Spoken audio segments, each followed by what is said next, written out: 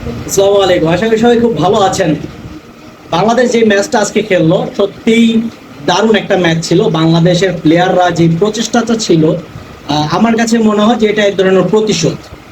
পাকিস্তানে আমরা যাবার পর আমাদেরকে যেভাবে নাস্তানাবুদ করেছে পাকিস্তানি প্লেয়াররা, বিশেষ করে যেই মাহিদি, শেখ মাহিদিকে নিয়ে কথা হচ্ছিল যে মাহিদি হাসান বেটার নাকি মিরাজ বেটার। সো টি-20-তে অবশ্যই মিরাজের থেকে শেখ মাহিদি অনেক বেশি বেটার। তবে গত সিরিজে মাহিদিকে যেভাবে মারপিট করা হয়েছে পাকিস্তান থেকে এবং আরব আমিরাত থেকে, সো একটা প্লেয়ারের যে কোনো একটা সিরিজ খারাপ যেতেই পারে, তাই বলে আপনি সেই প্লেয়ারটাকে ছুঁড়ে মারতে পারেন না, এটা কোনোভাবেই মারা উচিত না। আমরা আসলে সবশেষে আমরা বাংলাদেশেরই দর্শক, আমরা বাংলাদেশকেই ভালোবাসি।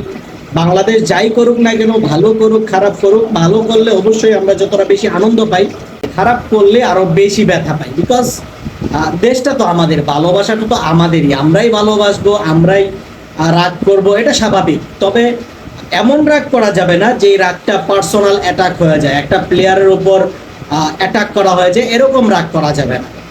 তো অনেক সময় আমাদের বাংলাদেশের অনেক দর্শক আছে যারা প্লেয়াররা একটু খারাপ করলে, একটা সিরিজ খারাপ করলে আমরা একেবারে ধুয়ে দিই। ভাই, একটা জিনিস আপনাদের মনে রাখতে হবে, এটা একটা ক্রিকেট, এবং এই ক্রিকেটে আপনার অনেক সময় দেখবেন ছোট দলও জিতে যায়, অনেক সময় আপনার বড় দলও জিতে যায়, বেশিরভাগ বড় দল জিতে। তবে এই যে মাঝে মাঝে এরকম কিছু সিরিজ পড়বে আপনার আরব আমিরাত বাংলাদেশের মতো, যেখানে বাংলাদেশকে হারতে হবে। তাই বলে কিন্তু বাংলাদেশ ছোট দেশ হয়ে যাবে এরকম কিছু না। আসলে বাংলাদেশের কেপাবিলিটি আছে, বাংলাদেশ বড় টিমকে হারানোর মতো সাহস শক্তি বাংলাদেশের আছে। তবে আমি মনে করি বাংলাদেশের আপনার কোচিং প্যানেলে এবং আপনার টিম সিলেকশনে আমি মনে করি যে এখানে আপনার দেশের হয়ে কাজ করাটাই উচিত। অনেকেই আবার টিম সিলেকশন করতে গিয়ে আত্মীয়তা রক্ষা করা যায়, কারোর সাথে যদি একটু ভালো সম্পর্ক রাখা যায়, তো সেই জিনিসটা করতে গিয়ে অনেক সময় দেখা যায় যে ভালো প্লেয়ারটাকে আমরা বাছাই করতে পারি না। তো আসলে টিম সিলেক্টরদেরকেও আসলে অনেক বেশি দায়িত্বশীল হতে হবে, কোচদেরও অনেক বেশি দায়িত্বশীল হতে হবে। কোন প্লেয়ারটা কিভাবে খেলে স্বাচ্ছন্দ্য বোধ করছে, আসলে আপনি এরকম কিছু করতে পারবেন না যে প্লেয়ারটা যেটা চাচ্ছে তার ব্যতিক্রমে গিয়ে আপনি তাকে খেলা শিখাবেন, তাহলে সেটা সেই প্লেয়ারের জন্য অনেক বেশি কঠিন কিছু হয়ে যাবে।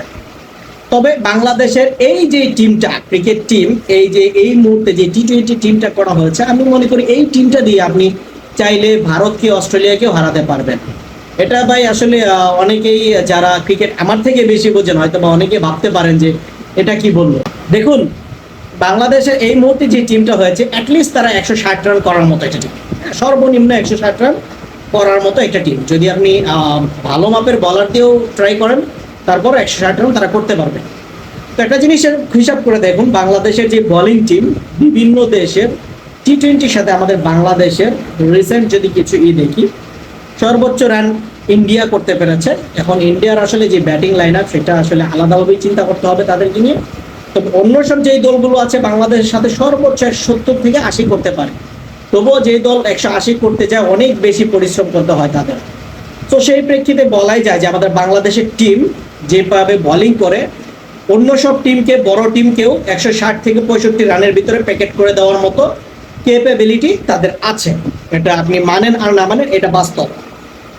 বিশেষ করে পাকিস্তানের মতো একটা টিম যেখানে আপনার 110 করেই অল আউট হয়ে গিয়েছে, শ্রীলঙ্কাকে আমরা নাস্তানাবুদ করেছি টি-20-তে। তো এরকম অনেক অনেক আমাদের রেকর্ড আছে বাংলাদেশ যে অপোজিট টিমকে 160 রানের উপরে কম করতে দেয়। তার মানে আমাদের বাংলাদেশের বোলিং লাইন আপটা অনেক বেশি স্ট্রং, অনেক অনেক বেশি স্ট্রং। সেদিকে তো খেয়াল থাকতেই হবে বোলিং লাইন আপে। এবং আমাদের যে এই মুহূর্তে টিমটা হয়েছে, একাদশটা হয়েছে, আসলে মার্বেলাস একটা একাদশ। আপনি এই টিমটা দিয়ে আপনি যা কিছু ইচ্ছা আপনি করতে পারবেন। দেখেন, তানজিদ তামিম যেদিন ক্লিক না করবে সেদিন পারভেজ ইমন ক্লিক করবে, যেদিন পারভেজ ইমন ক্লিক না করবে সেদিন তানজিদ তামিম ক্লিক করবে।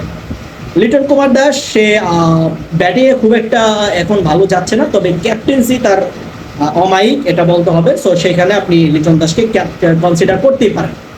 তারপর যারা আছে আস্তে আস্তে যারা আসতেছে, জাকির আলী অনিক, তারপর আপনার তৌহিদ হৃদয়, শামীম হোসেন পাটোয়ারি, রিশাদ হোসাইন, শেখ মাহিদিও ভালো ব্যাটিং করতে পারে। সো এই টিমটা দিয়ে আসলে ভরসা করা যায়। সামনে টি-20 বিশ্বকাপ আছে, এই টিমটা দিয়ে আপনি ভালো কিছু করতে পারবেন এবং সেই স্বপ্নটাও আপনারা দেখতে পারেন। আমরাও সেই স্বপ্নটা দেখতে পারি যে বাংলাদেশ এবারে যে টিমটা করেছে, যদি আপনার বিসিবির ভিতরে কোনো গন্ডগোল না হয়, যদি হাতুরু সিংহে টাইপ কোনো কোচিং প্যানেল না তৈরি হয়, আপনার পাপন টাইপ যদি কোনো বিসিবি প্রধান না হয়, তাহলে আমি মনে করি এই টিমটা দিয়ে অনেক বড় কিছু করা পসিবল এবং ট্রফির স্বপ্নটা দেখাও পসিবল। এই টিমটা নিয়ে ট্রফির স্বপ্ন দেখা যায়। মাঝে মাঝে দু একটা সিরিজ খারাপ আসতেই পারে, তাই বলে আপনি এই টিমটাকে রিপ্লেস কোনোভাবেই করাতে পারেন না, আর এটা করানো উচিত হবে না, বুদ্ধিমানের কাজ হবে না এই টিমটা রিপ্লেস করার। তো আমার সাথে আপনাদের যদি কোনো দ্বিমত থেকে থাকে আর যদি সহমত থাকে কমেন্টে জানাবেন, তাহলে বুঝতে পারবো যে আসলে কারা আমার সাথে দ্বিমত করেছেন এবং কারা আমার সাথে সহমত পোষণ করেছেন। এই জিনিসটা আপনারা জানাবেন এবং আপনাদের কাছে রিকোয়েস্ট থাকবে অবশ্যই একটা করে লাইক করে দিবেন, আপনাদের মতামত কমেন্টে জানাবেন। আর ভাইকে ভালোবেসে ভাইকে একটু বড় হবার জন্য চ্যানেলটা একটু সাবস্ক্রাইব করবেন। সবাই ভালো থাকেন, দেখা হবে অন্য আরেকটি ভিডিওতে। আল্লাহ হাফেজ।